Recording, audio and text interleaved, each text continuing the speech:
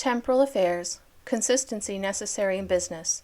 Remarks by President Brigham Young, delivered at the 45th Annual Conference of the Church of Jesus Christ of Latter-day Saints in the New Tabernacle, Salt Lake City, on Wednesday afternoon, April 7, 1875. Reported by David W. Evans. There is a little matter of some importance to lay before the conference concerning those insects that have done so much injury to our fruit the last 2 years. I mean what are called the codling moths. We had better go to work and see whether we can destroy them, and when we have done all we can, perhaps we may have faith in the Lord will rebuke the devourer.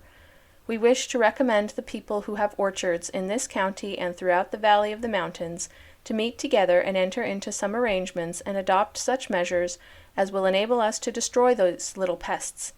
I recommend that Brother Woodruff give out an appointment for a meeting of all who are engaged in raising fruit. Brother Woodruff is the president of the Deseret Agricultural and Manufacturing Society, and I should like for him and all interested in this subject to confer together and adopt such plans as they may think necessary, and best to kill not only the millers, but the worms, before they become millers. They put me in mind of what I heard Brother Kimball say some years ago, at the time the revelation on celestial marriage was published. Brother Kimball got to talking about celestial marriage, and he made a comparison. Said he, "The cat is out of the bag, and that is not all. This cat is going to have kittens, and that is not all. Those kittens are going to have cats. Well, these worms make millers, and the millers make worms, and if we wish to get rid of them, we must go to work and kill both of them off. I want to have arrangements made for destroying these insects before conference adjourns, while the brethren are assembled here from the various parts of the territory. There is another item I wish to bring before this conference, and especially before the brethren and sisters who have stock in Zion's Cooperative Mercantile Institution. There was quite a number of them together on Monday last, and the desire universally expressed that occasion was in favor of continuing the business.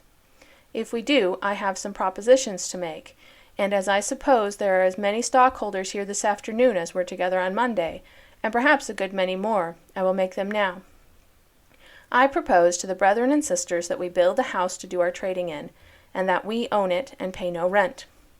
I also propose that we get clerks who will wait upon the people and do right.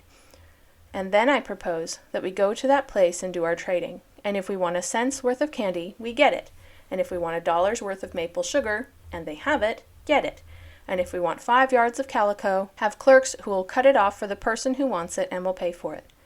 Our brethren who are engaged in the retail trade may say, "You are going to make a retail store of this." Yes, for ourselves and for all who will patronize it. My proposition is that we will build this store independent of the capital stock. We have none too much of that, and would rather add it than not, and we will get our business settled up just as quickly as possible, and as fast as possible do our purchasing abroad upon a ready cash principle without asking credit. I have said, not only to my brethren here, but to our creditors in the city of New York, if you have any dubity of fears with regard to crediting this institution, I am very much obliged to you for having them, and I hope and pray that you will never trust it any more.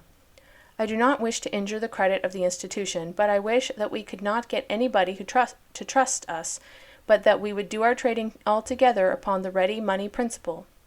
We are perfectly able to do it, and could have done it from the beginning, if we had taken the course that we should have taken and never asked credit, and never traded beyond our means.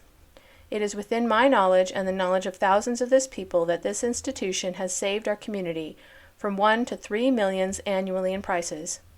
Our merchants have hearts that are too elastic, entirely too elastic. They are so elastic that they do not ask what they can afford to sell an article for, but they ask what they can get the people to pay. And as much as the people will pay, so much will the merchants take. 100 or 1,000% if they can get it.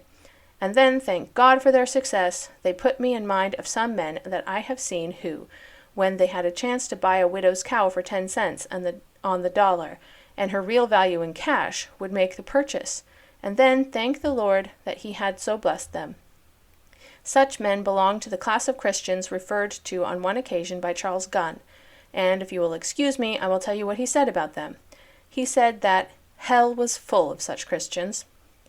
Zion's Cooperative Mercantile Institution has saved an immense amount of means to this community, and we wish to continue the business. Hence, I propose that we put up a building, And then, instead of paying somebody in New York, St. Louis, Sacramento, and San Francisco $3, $4, $5, $6, or $8,000 to insure it, that we insure it ourselves and save that money. I will tell you why. If another man can make money by taking my means and insuring my property, I certainly can save as much as he can make. Consequently, I keep my money and do not insure my property. I have about as many buildings as anyone in this territory, and I never yet paid $1 to insure them, or any of my property, or myself. My faith is to build a house so that it will not take fire. But when I ride round here and see stovepipes running through the roofs of houses and through wooden partitions, as many of them do, I do not wonder that we want fire companies. If I had the dictation of the building of a city, there never would be any use of a fire company, and never any need to have an insurance company. But we need to save all this clerk hire and expense of keeping large offices. What a saving that would be to the people! Build your houses and your cities, so that they will not take fire unless you purposely set them on fire. When we see an insurance sign over a door, and then read a list informing us that hundreds or thousands have insured, say in this city, then we may look for fires. Some will get their buildings insured as high as possible, and then they will accidentally take fire on purpose. Some of you recollect a circumstance which transpired here some years ago. Certain merchants got broken up with their pockets full of money, and they had a large amount of pork on hand, but they could not sell it. Finally, they got it insured and stowed it away in the cellar belonging to another branch, who lived near the 70s Hall. The pork caught on fire in the cellar and was burned up, and all the insurance in the world could not put out the fire. But the house would not burn, and how they could burn the pork without burning the house was a mystery to me. Whether they got the insurance money, I do not know. These are facts right before us and ought to teach us a lesson. If we call for brethren and sisters who hold stock in the institution, we shall expect them to meet together and decide with regard to building a house in which to do our trading. I think we had better hold our conference during the continuance of this wintry weather, and wait until it moderates before we adjourn to go home.